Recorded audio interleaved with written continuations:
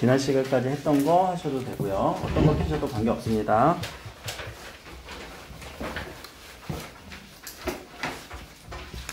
지금 막 쓰면서 여러 가지 개념들을 막 정리하고 있는데 이게 나중에 한번 또 정리가 돼야 돼요. 우리가. 그래서 그 정리까지 오늘 좀 할 거고. 자, 한번 읽어볼게요. 세미라고 하는 요 부분. 밑에 있는 요 받침 미음이 이쪽으로 가서 쓰였네. 이런 걸 우리는 뭐라고 한다고요? 연철. 조금 더 쉬운 말로 이어 적기. 그리고 형태소 구분하면 셈이라고 했으니까 얘는 무슨 조사? 셈이 깊다. 무슨 조사가 될까? 셈이 깊다. 오케이. 주격조사. 몇 번째 주격조사니? 우리 편의상 주격조사 3개로 나눴잖아. 주격조사 1번. 자, 1번이라는 거는 앞에 누가 쓰였기 때문에? 자음 받침이 쓰였기 때문에. 여기까지 따라올 수 있지? 다 기억나니? 주격조사 1, 2, 3? 자, 깊은 할 때도 요 받침, 피읍이 원래 어디 있었어? 여기 있었는데, 요렇게 갔네? 여기서도 연철. 이어적기. 보면 되겠죠? 물은 할 때 이 리을도 이어적기.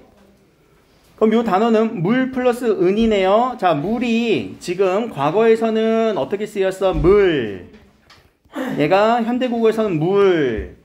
모음의 차이가 있죠? 무슨 모음과 무슨 모음? 앞에서는 평순 모음이었던 친구가 현대국어에서는 원순 모음으로 바뀐 상황이에요. 그럼 중세국어에서는 원순 모음화가 있었다 없었다? 없었다. 원순 모음화 X. 원순 모음화 X. 의에서 우로 가는 현상. 그래서 물, 불, 풀. 요 단어 말고도 우리 세종어제 훈민정음에서도 어떤 단어 있었지? 스물 8자, 스물 8자 할 때 그 단어도 있었어요. 자, 가말에라는 요 단어를 한번 봅시다. 요 단어의 기본형을 우리는 알면 좋아요. 가물다. 현대국어에서 혹시 가물다라는 단어 알아? 가물다? 가물다. 여러분들 잘 안 쓰지? 가물가물해? 자, 찾아보자. 사전. 가물다.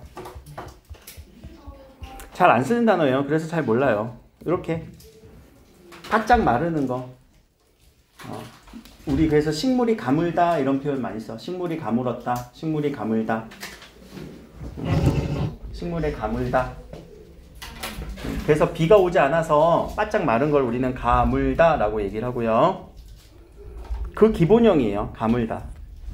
자, 그러니까 뭔가 바짝 말라서 우리 바짝 마른 그런 날씨를 가뭄이라고 얘기를 하지. 가물다의 요 가물이 가뭄의 어원이기도 합니다. 그럼 가물다 할 때 요 리을이 지금 이어적기가 된 거고, 그럼 얘는 이어적기를 빼면은 애가 남아 있었던 거죠. 근데 여기에 해석을 우리는 애로 해석을 했어요. 모음의 차이가 또 보이네. 아, 이와 어, 이. 이건 무슨 차이일까? 아, 이, 어, 이. 아이로 만났을 때는 아 소리는 우리 모음에서 무슨 모음이라고 얘기하니? 모음에서 모음 얘기하면은 우리 꼭 기억 나온 거 그치? 모음 조화에 대한 얘기를 해야 돼요. 양성 모음과 음성 모음을 찾을 수 있어야 된다. 양성 모음은 어느 쪽 방향? 아래아와 위에 오와 오른쪽 방향.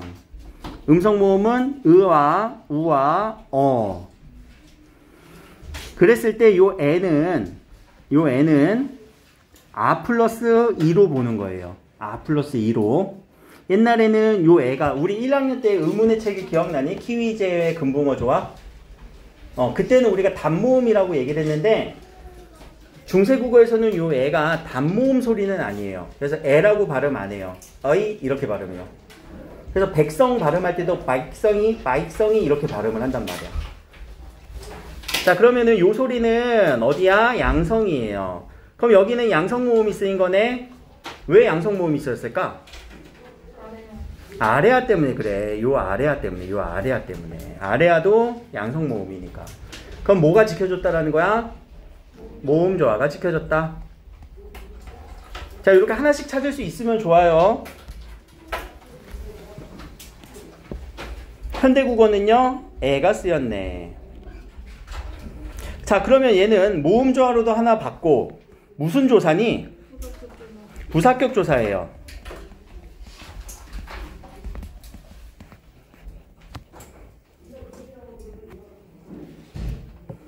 부사격 조사에라고 우리는 보면 되겠지? 조사가 나오면은 이게 주격 조사인지 관용격 조사인지 부사격 조사인지 목적격 조사인지 꼭 따져볼 것. 그래서 우리 조사 7가지 쭉 정리하고 왔었잖아. 그치? 7가지 격조사들. 자, 여기까지 정리가 됐고요. 넘어가서 여기 지울게요. 자, 아니 그대로 해석되니까 그칠세, 그치다, 그치다 멈추는 거네. 자, 그리고 요건 하나 배웠던 것 같아요. 리을세. 리을세의 어미. 리을세 어미 처음 보니? 어디서 봤지? 리을세. 리을세 어디서 나왔을까? 세종어제 훈민정음에서. 아니, 할세, 할세, 할세 할 때. 그치? 리을세. 이 어미 어떻게 해석한다고? 뭐뭐 함으로, 뭐뭐 하여서. 이게 이유나 원인을 나타내 주는 거. 그럼 이유나 원인을 나타내 주는 무슨 어미라고 볼 수 있을까? 네, 종속적 연결어미.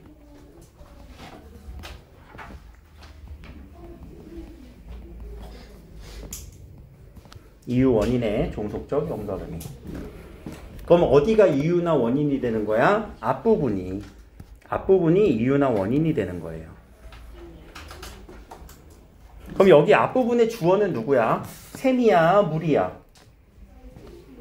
물이에요. 물이 주어예요. 얘가 전체 주어예요. 이 앞부분에. 그 물인데 샘이 깊은 물 이렇게 꾸며주는 거잖아. 똑같은 구조지. 앞에서도 나무가 주어였어요. 뿌리 깊은 나무. 고3 때까지, 고등학교 졸업 때까지 이거 주어가 뿌리라고 알고 있는 사람도 있더라고. 자, 그러니까 주어인 물이 가뭄에 그치지 아니하니까, 그럼 가뭄에 그친다는 거는 물이 마르지 않는다는 의미네. 그럼 물이 마르지 아니하여서, 아니함으로. 자, 요 내히, 이때의 내는요, 앞에서 우리가 내가 라고 하는 나 플러스 이가 아닙니다. 이거는 우리가 내천할 때, 무슨 시내 할 때 내예요. 시내. 네. 뭐 하천. 그때 내예요. 자, 내히 이러는 이루어를 해석하면 되고, 내이 이러. 근데 여기서 내를 이루어라고 하는데 요거는 을을이 안 썼으니까 바꿔 쓸게. 내가 이루어져. 내가 이루어지다. IM이 아니라 리버의 느낌이에요. 리버. 시냇가. 그러면 없는 단어가 하나 뿅 하고 나타났어요. 어떤 글자가 보여요? 어떤 의문이 보여요? 요 히읗. 그치? 자, 요 히읗 같은 경우가 옆에다가, 아니 우리 앞쪽으로 혹시 쭉 넘어가서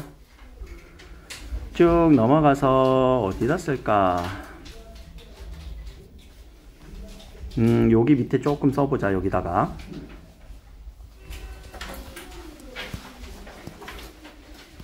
앞쪽에 빈 공간 있으면은 쓰시고 4페이지로 넘어와서 쓰셔도 되고요.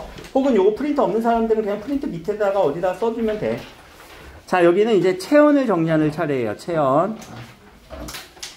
중세국어 체언의 어떤 특징들이 좀 보여요. 그 체언에 대해서 한번 정리를 합시다.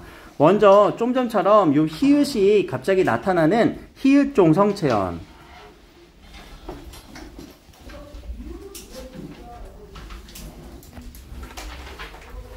종성에 히읗을 품고 있는 체언이에요. 근데 체언 중에서 우리 현대국어 관점에서 한번 생각을 해볼래? 현대국어에서 히읗으로 끝나는 체언이 있나 한번 생각해봐. 흑끝으로 끝나는 거. 흑수로 끝나는 느낌. 있나? 히읗으로 끝나는 체언? 뭐 있나? 거의 없어요. 하나 빼고 없다. 히읗 얘 빼고 없어. 얘가 유일한 히읗으로 끝나는 체언인 것 같아요. 명사에서. 얘는 인위적으로 이름을 이렇게 만들었기 때문이지. 그래서 요 히읗종성 체언이 어떤 느낌이면 평소에는 없어요. 평소에는 안 보이다가 누구와 만날 때? 조사와 결합할 때. 어떤 조사? 모음으로 시작하는 조사를 결합할 때.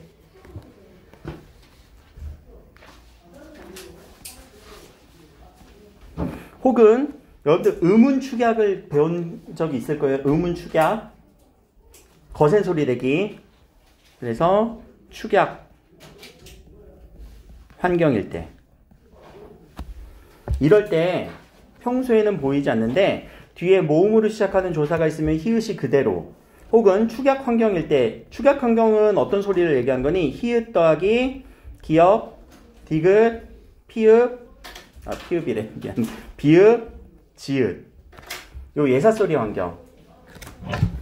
요 예사소리 환경이 있을 때 축약 환경이 이루어진다고 했지?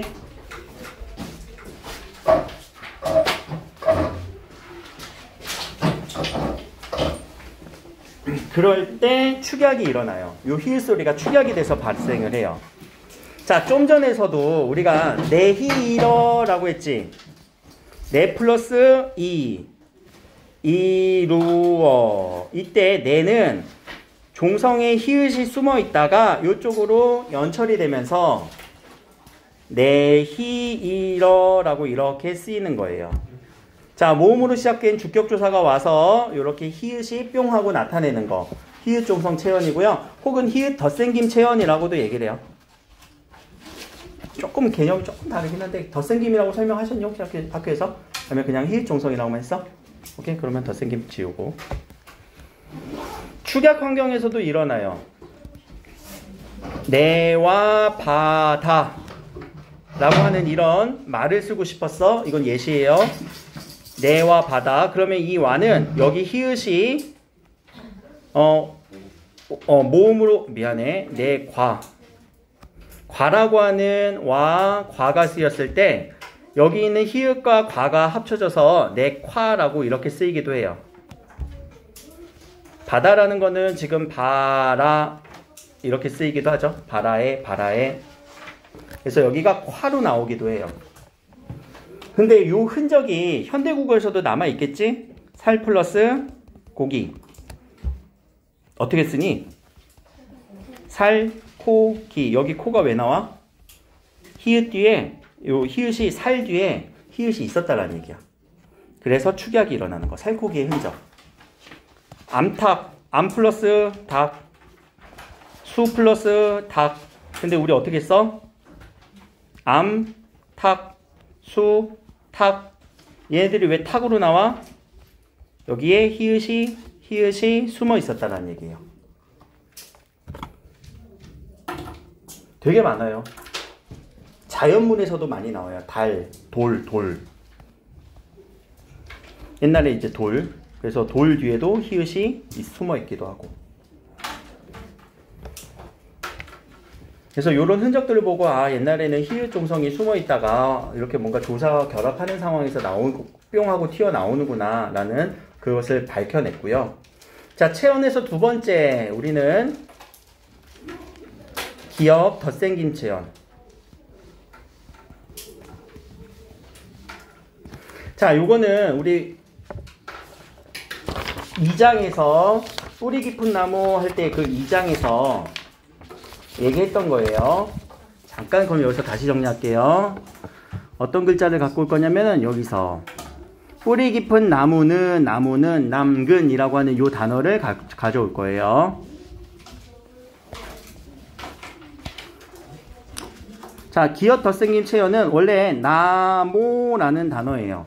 나모. 모음조와 맞아서 나무가 아니라 나모. 근데 이 나모는요, 뒤에 이제 조사가 결합해. 나무은이라고 하는 보조사 은이 결합했어.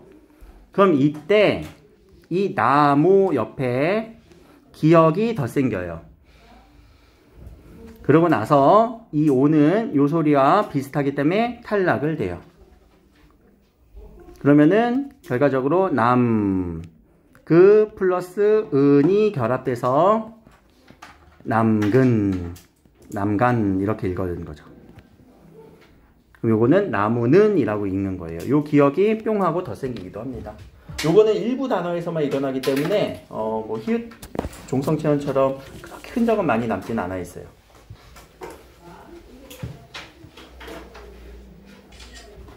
그래서 요 나무에 요 나무라고 하는 트리라고 하는 이 나무의 기본형을 남그 뭐 남기 남극 이렇게 해서 많이 쓰여요. 실제로.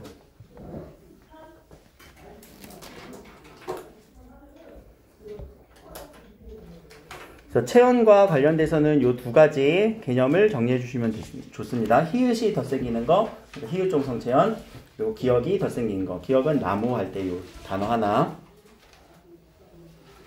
조사 결합할 때.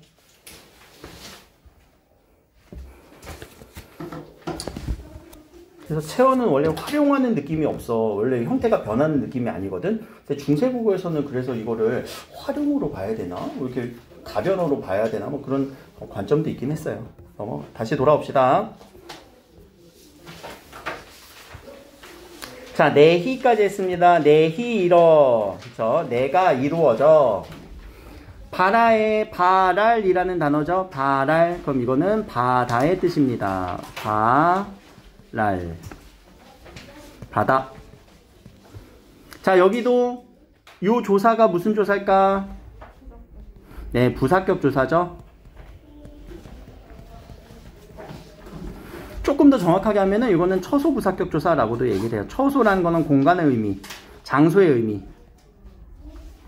그래서 우리 부사격 조사 얘기할 때 어떤 대상, 비교 대상인지 공동 대상인지 수요 대상인지, 공간은 시간적 공간인지 지향점인지 장소인지, 그리고 수단은 어떤 도구나 수단, 방법 이런 것들로 우리가 부사격 조사 정리했었죠.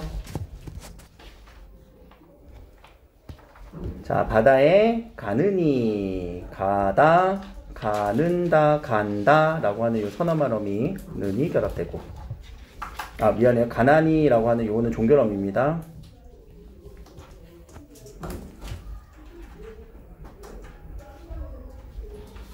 자, 여기까지만 보면은 일단 문법적으로 보는 건데, 요 2장 같은 경우는요, 여러분들 문학적으로도 좀 알고 있으면 좋아요. 자, 문학을 갑자기 공부하자는 건 아니고, 요 첫 번째 줄과 두 번째 줄이, 여기는 이제 너무 지저분하니까 앞쪽으로 가서 얘기할게요. 요 두 번째 줄이 대꾸가 일어나요.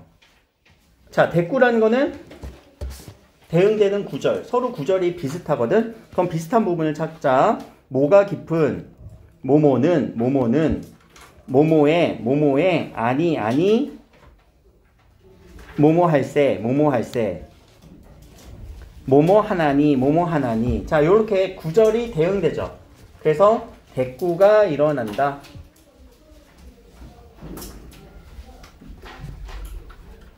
대꾸라는 건 여러분들이 찾을 수 있어야 돼요. 이렇게 대응시켜서, 구절을 대응시켜서 찾을 수 있을 만큼 연습을 하셔야 되고. 자, 비유가 일어납니다. 자, 그럼 비유도 찾아보자. 그럼 뿌리 깊은 나무가 도대체 뭘 의미하는 거냐? 자, 뿌리 깊은 나무는 근본이 튼튼한 나라예요.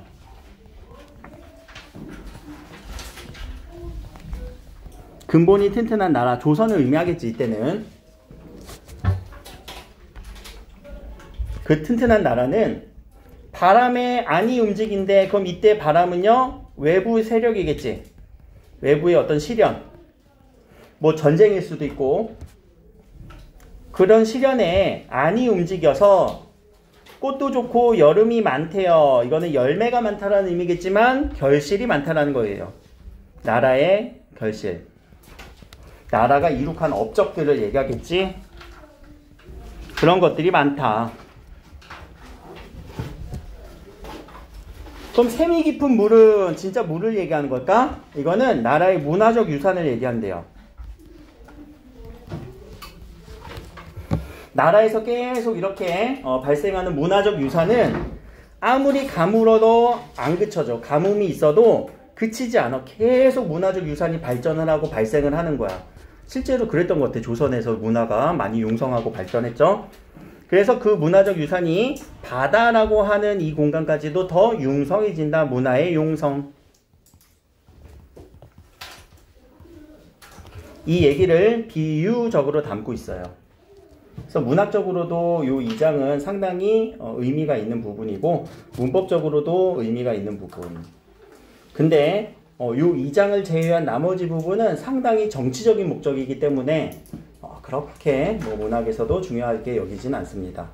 정치적 목적이라는 건 이해되니? 조선고국의 정당성을 부여했다라는 측면에서.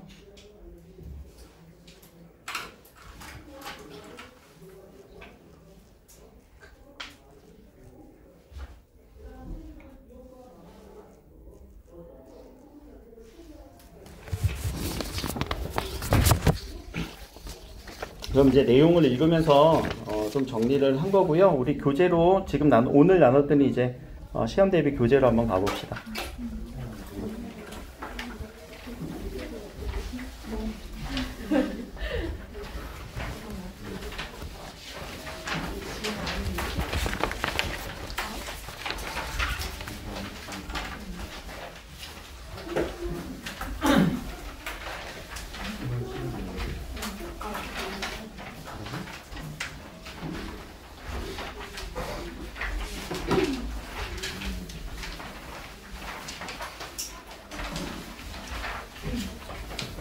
자, 여기 앞에 한 페이지가 비어 있을 거예요. 여기다가 우리가 요 단원에서 또 필요한 공부했던 개념들 한번 쭉 적어 볼게요.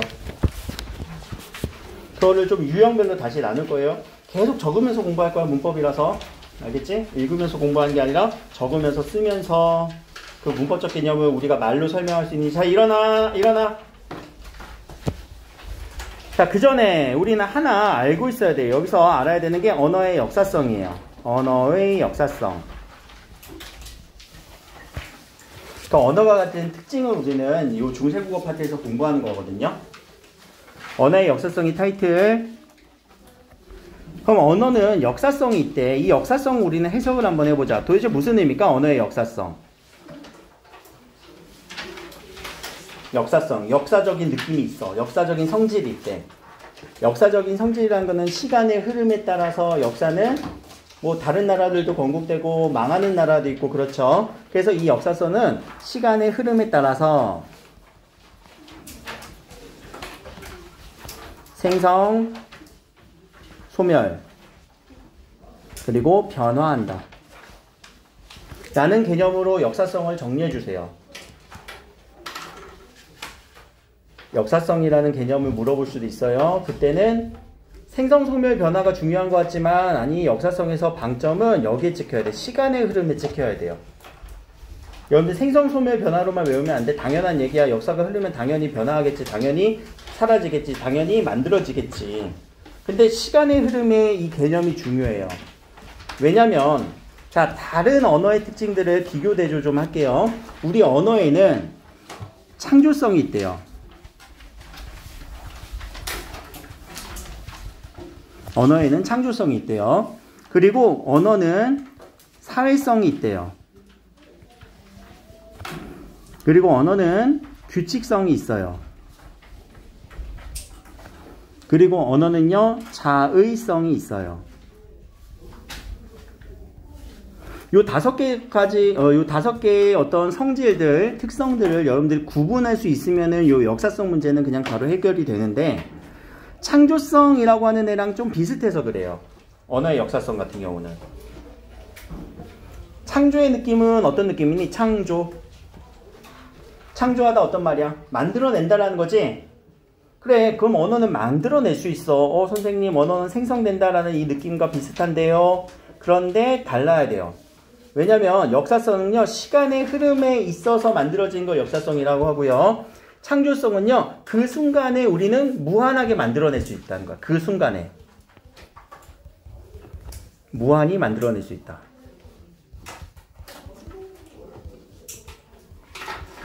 그 순간에 무한히 만들어낼 수 있다는 거야. 지금 우리가 어떤 단어를 가지고 처음 보는 물건에 대해서 이름을 계속 지어낼 수도 있지? 지금 우리 이 순간에. 그 순간, 이 순간이라고 할게요. 이 순간에 우리는 무한히 만들어낼 수 있다는 게 창조성이에요. 그러니까 생성이라고만 생각하면 안 돼. 생성은 별로 중요한 거 아니야. 시간의 흐름이 중요한 거야. 그래서 변한다가 역사성이고, 만들어낸다, 어떻게? 그 순간 무한히 만들어낸다가 창조성이고. 그래서 창조성이랑 역사성을 좀 구별할 수 있으면 좋습니다. 그러면은 여기서 나올 수 있는 한 문제 정도는 여러분들이 그렇게 걱정 없이 맞출 수가 있는 거고요. 다른 언어의 역사 성질을 우리가 설명을 한다면 뭐 헷갈릴 수 있는 부분만 얘기할게요. 사회성, 규칙성, 이거는 비슷한 느낌이거든. 뭔가 지켜야 되는 느낌. 근데 사회성은요, 사회적 약속이라는 거예요. 사회적 약속이기 때문에 우리는 이 약속을 개인이 변화할 수는 없어요. 개인이 바꿀 수 없어. 그런 말이 사회성이에요. 사회적 약속이다. 그래서 우리 이름을 하나 딱 지었으면 그 이름을 다 같이 부르기로 약속한 거잖아요. 그쵸? 응? 이 학원을 우리는 1회 학원이라고 부르겠지. 나 혼자 3례 학원인데 4례 학원인데 이러면 이상하잖아. 의미가 안 통하잖아. 1회? 닷새 학원이라고 할까? 엿새 학원? 자, 밑에 규칙성은 뭐냐면 이건 문법 규칙이 있다는 거예요. 이 문법적 규칙이 존재한다. 문법 규칙이 존재한다의 의미의 규칙성이에요. 그래서 이 문법 규칙을 우리가 어느 정도 지켜주면서 말을 해야 된다라는 거예요. 그러면 그건 사회적으로 약속한 거 아닌가? 거기서 헷갈린다고. 그렇게 연결짓지 말고 사회성은 사회적인 약속이고 규칙은 문법. 이렇게 딱 포인트만 딱 집어서 생각해주면 안 헷갈려요. 절대 안 헷갈려요. 역사성은 시간의 흐름. 창조성은 그 순간에 만든다. 자의성은 기본적으로 여러분들 요 자의성이라고 하는 의미가 자의적이다 라는 의미는 뭐니? 자의적이다. 쉬운 말로 자의적이다. 자의적이에요. 지 멋대로예요 라는 거예요. 자기 멋대로예요. 자기 멋대로. 그럼 이 자기 멋대로라는 거는 무슨 의미냐면은 자, 우리 하늘에 떠 있는 요런 친구들을 우리는 뭐라고 이름 지었니? 하늘에 떠 있는 거. 뭉게뭉게 뭉실뭉실. 요걸 우리는 뭐라고 이름 지었어? 구름이라고 지었어. 그치? 그럼 구름으로 짓는 순간 이건 사회성이 생긴 건데, 자, 이름을 짓는 순간과 관련된 거야. 이거는 이름을 지을 때 우리는 구름이라고 하지만 영어에서는 뭐라고 해? 클라우드라고 하지. 한문에서는 뭐라고 하니? 구름 운자로 이렇게 써요. 그러면 자, 요 단어와 요 단어와 요 단어는 서로 동일하니? 서로 동일하니? 아니야. 언어권마다 자기 멋대로 이름을 지은 거야. 어디서는 운, 어디서는 클라우드, 어디서는 구름이라고. 그래서 자기 멋대로 지었다라는 의미의 자의성인 거예요. 이 자의성은 그냥 이해만 하시면 돼요. 그럼 자의성의 반대는 뭐니? 필연성. 그럼 자, 요 대상과 이름의 관계는 필연적이다 아니다? 필연이 아니다. 필연적이 아니다라는 거예요. 우리가 짓는 이름과 어떤 대상은 서로 꼭 그렇기 때문에 이 이름을 써야 되는 건 아니에요. 필연성이 떨어져요. 그냥 이름을 짓기로 한 거지. 그래서 그것을 우리는 자의성이라고 하고요. 역사성 하나에 대해서도 문제가 나올 수 있기 때문에 꼭 정리해 주셔야 돼요. 역사성이 뭔지, 어디랑 헷갈린다고? 다른 거랑 헷갈릴 일은 없어. 근데 창조성이랑 헷갈릴 가능성이 높아요.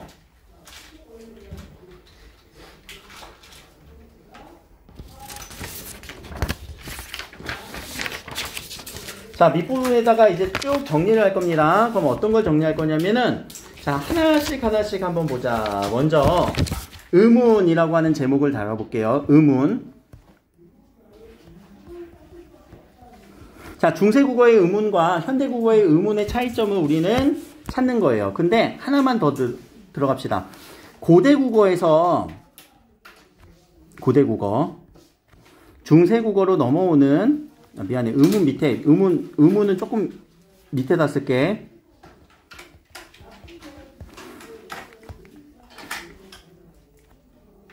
요 시대 구분을 하나만 먼저 하고 갈게요.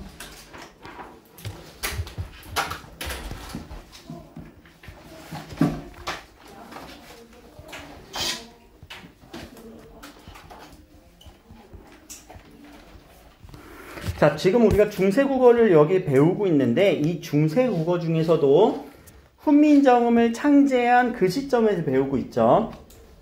그러면 그 전에 고대 국어는 어디 시절을 얘기하는 걸까? 어느 시절을 우리가 고대 국어라고 할까? 언제가 고대일까? 중세 이전에, 훈민정음 이전. 언제일까? 찍어봐. 역사 한국사 안 했니? 했잖아. 뭐 선사시대도 있을 거고 신석기도 있을 거고. 그런데 나라로 얘기하면은 우리나라에서는 삼국시대 그리고 신라. 이때를 고대 국어라고 얘기를 해요.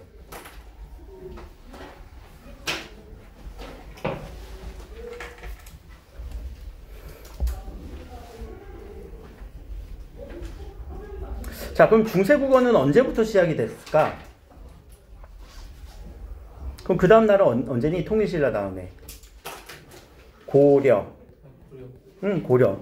고려부터, 그리고 요 조선 전기. 국어를 중세국어라고 얘기를 해요. 이렇게 보면은 뭔가 나라의 건국이 어떤 시대 구분의 시점인 것처럼 보이지만 시대 구분은 언어의 변화 기준이에요. 언어의 변화를 기준으로 시대 구분을 해요. 그럼 어떤 언어의 변화가 있었길래? 자, 삼국, 특히 신라는, 자, 신라의 수도 어디였니? 신라의 수도? 신라 수도? 왜 안 나와? 몰라? 야, 경주. 자, 신라의 수도는 경주고, 지금 경주는 얘들아 팔도에서 어디에 있어? 어떤 도에 있어? 충청도에 있니? 전라도에 있니? 경상도에 있니? 경상도 말이잖아. 자, 옛날은 그래서 고대 국어는 요 경상도 말이 메인이었어. 거기가 표준어야. 여기 정리가 안 되나? 자, 고려는 잠깐 한국사 안 했니? 1학기 때? 했는데 기억이 안 나? 고려는 얘들아 어디다 수도를 정해? 고려의 수도? 개성. 자, 개성은 그러면 어디에 있니? 경기도에 있다? 황해도에 있다? 중부지방이다? 서울에서 개성이 되게 가까워요. 걸어도 갈 수 있어. 자, 그러면 자, 표준어가 바뀌어서 그래. 경주, 경상도 말이 중부지방의 말로 바뀌다 보니까 여기서는 언어의 변화가 일어난 거죠. 그럼 조선의 건국은요? 조선의 건국은 여기서 얘가 나눴니? 안 나눴니? 안 나눴지? 안 나눴어요. 조선의 건국은 그 변화 시점이 아니에요. 왜? 조선도 중부지방의 말이니까. 자, 그럼 근대국어라고 하는 거는 우리 가까운 현대를 얘기하지. 그럼 이 근대국어는 어떤 언어의 변화가 일어나면 여기 임진왜란 그리고 병자호란과 같은 전쟁이 많이 일어났던 요 시기를 기점으로 언제를 딱 자르진 않고 요 시점 임진왜란이 일어나고 그 다음에 병자호란까지 아주 전쟁이 많이 일어났던 그 시점 전과 후를 나눠요. 왜냐하면 여기에서부터 언어의 변화가 상당히 많이 일어나서 그래요. 여러분들이 알고 있는 것만 좀 얘기해 볼까? 근대국어에서는 원순모음화가 일어나고요.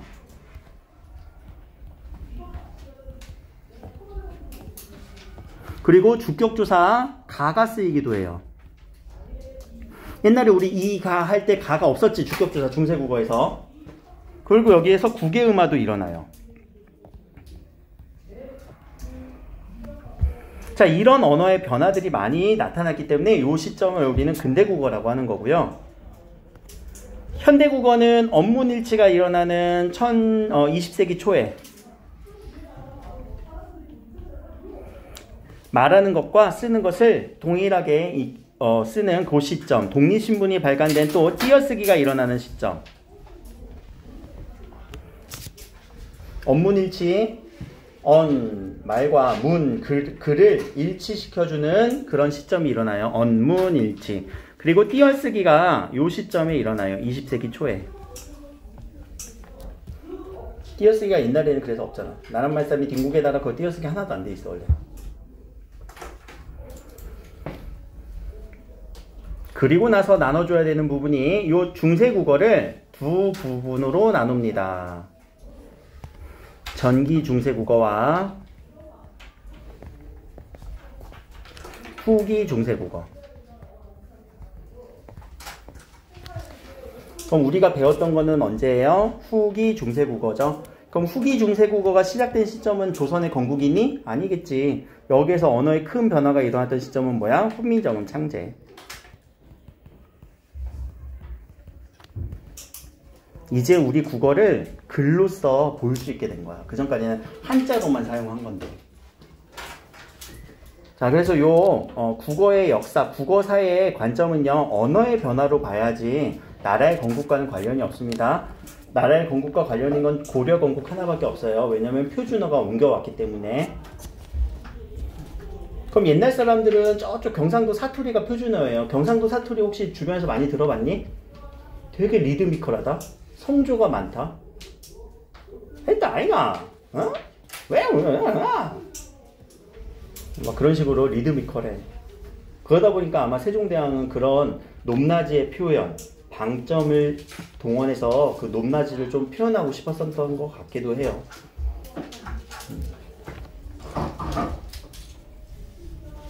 근데 중부지방 말은 어때? 우리가 쓰는 이 지역의 말은 그렇게 높낮이가 이렇게 되진 않지?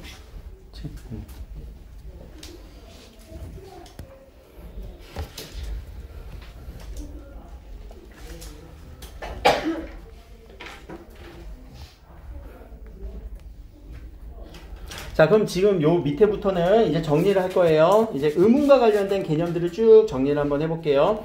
요 고대국어 얘기를 잠깐 왜 했냐면은 요 고대국어에서 없었던 부분이 중세국어에서 확립이 되어서 그래요. 중세국어에서는, 고대국어에서는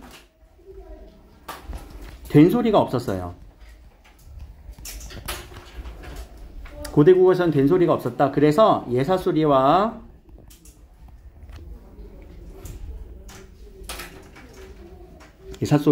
거센소리만 있었어요. 그 정도로만 추측하는 정도예요. 그런데 중세국어에서 이제 된소리가 생겼지. 그치? 할 따름이니라. 그런 것처럼. 그래서 예사소리, 된소리, 거센소리.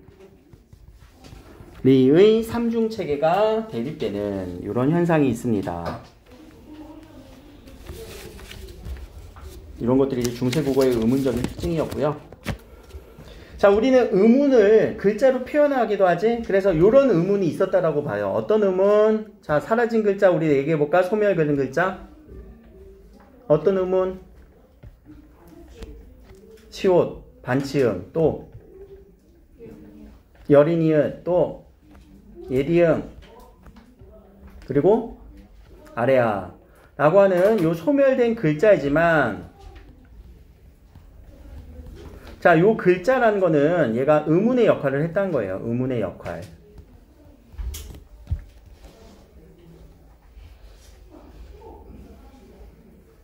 특히 여기서는 소멸 글자에는 안 들어가지만 또 어떤 의문도 있었을까? 그렇지, 순경은 비읍. 이건 소멸 글자에 안 들어가요. 그러나 의문으로 존재를 해요.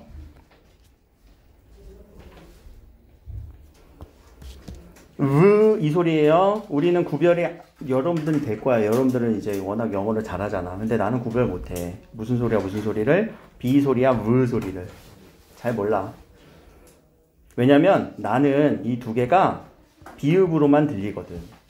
그런데 자, 요 순경은 비읍의 요 연서법을 이용해서 이응을 써주면요, 요 소리는요, 이 소리를 나타내 주는 거예요.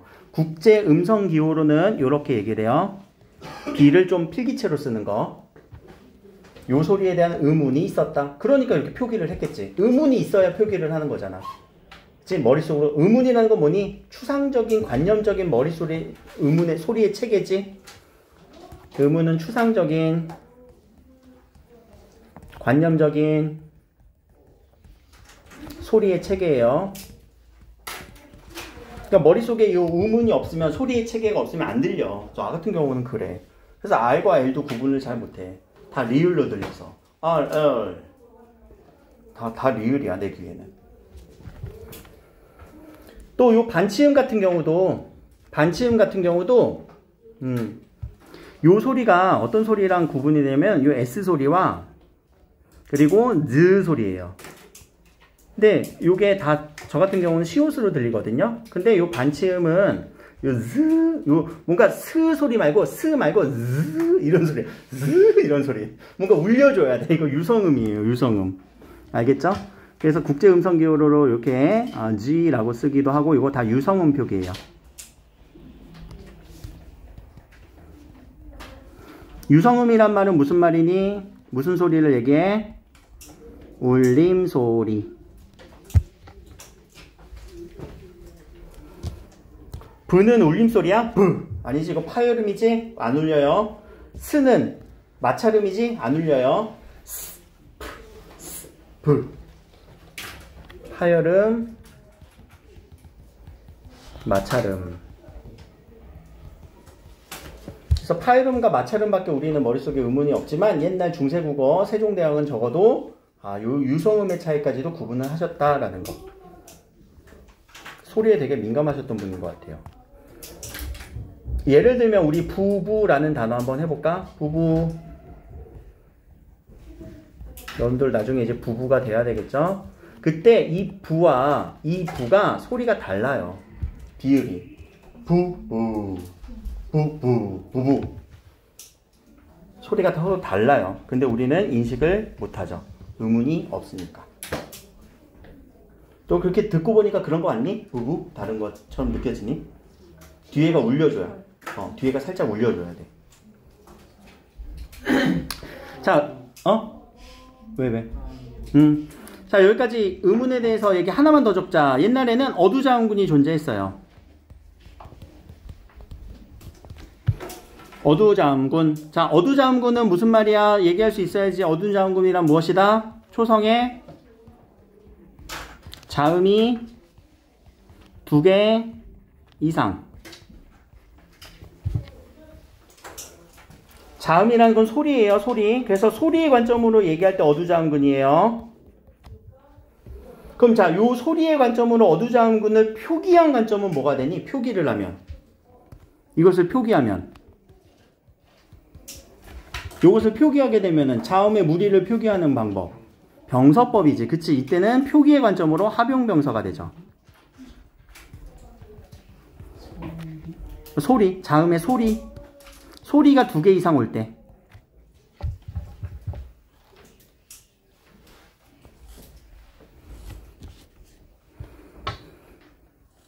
그래서 요 합용병서의 관점으로 보기도 하고 어두자음군의 관점으로 보기도 해요. 어떤 글자들이 있어요? 비읍 계열. 비읍 디귿. 비읍 시옷 이렇게.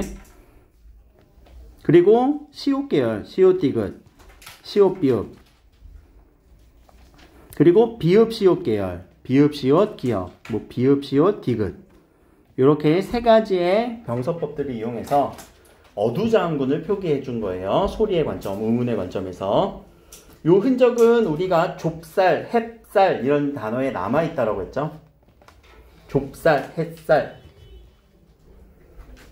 그래서 뒤에 교재, 잠깐만 여기 먼저 보고, 여기 부분.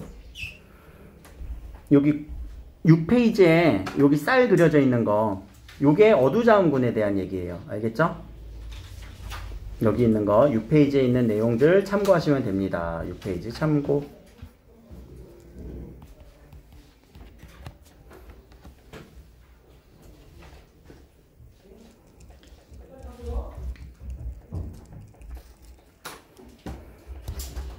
자, 그리고 의문상으로 얘기하면요, 자음에서도 모음에서도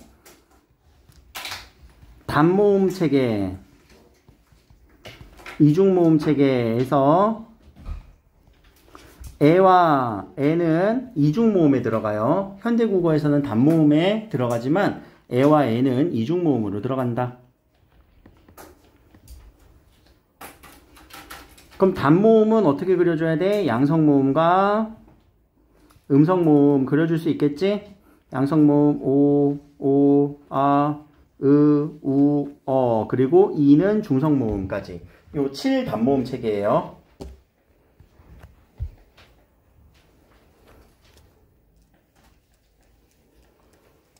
에와 에는 이중모음 처리하셔야 됩니다. 이건 단모음 아니에요. 그렇게 해서 모음조화가 잘 지켜짐. 비교적.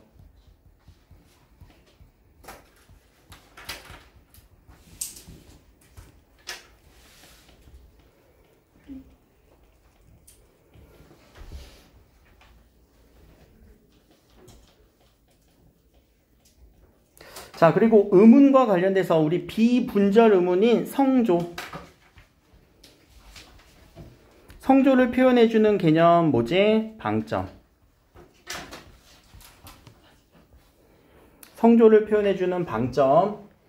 그래서 얘는 그 높낮이 그래프 하나 그리면 좋다고 했어요. 낮은 음에서 높아지다가 뚝 떨어지는 거. 요 뚝 떨어지는 건 입성이라고 하는데 요 입성은 빠르기예요. 빠르기와 관련된 거예요. 그냥 빨리 이렇게 닫아버리는 소리. 근데 낮은 소리 평성. 평성은 점을 찍지 않습니다. 올라가는 소리 상성. 다 기억나지? 상성은 점 몇 개? 2개. 밑에서 위로 올라갔다. 자, 위에서 나는 소리 거성. 거성은 점을 1개. 그래서 성조 표현이 됐다.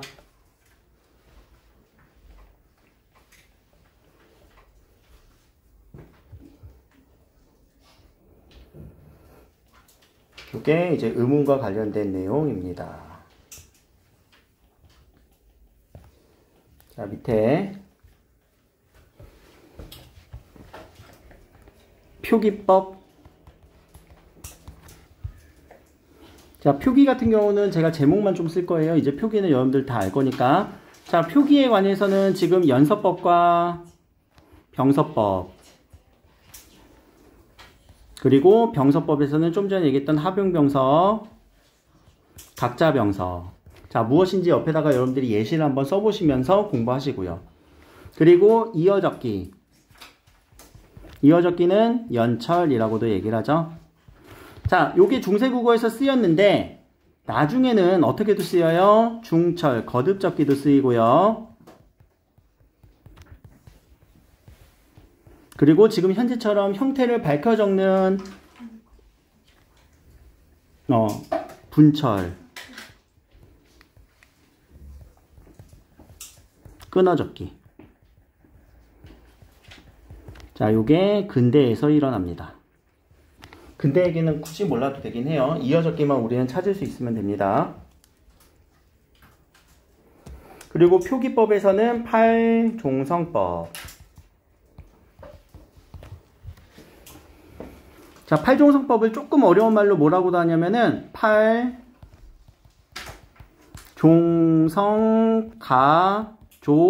팔종성가족용이라고도 조금 어려운 말로 써요. 팔종성가족용.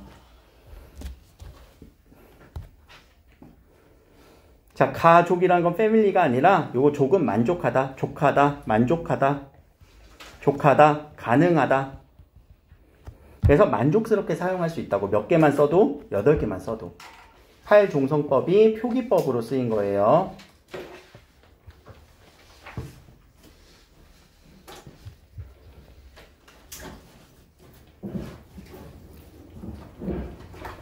그러면 자, 요거와 또 구분되게 우리는 근대 국어에서는 7종성법이고, 그리고 현대 국어에서는 표기법과 관련 없지만 요거는 소리에서 음절의 끝소리 규칙 생각하시면 좋아요.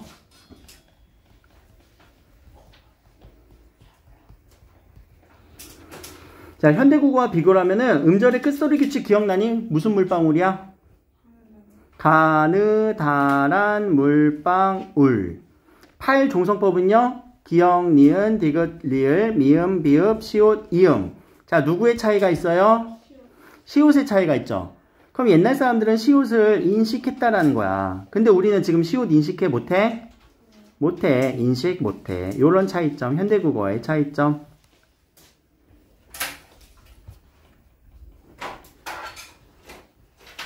인식하지 못해요. 요런 표현법.